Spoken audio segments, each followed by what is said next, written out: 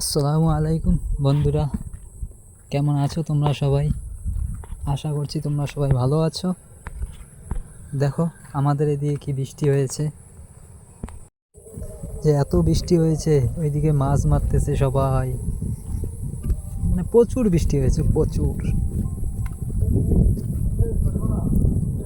এত বৃষ্টি হবে কেউ ভাবতেই পারে নাই। আর এদিকে দেখো কি সুন্দর সবুজে ভরা, খুব সুন্দর লাগছে দেখতে।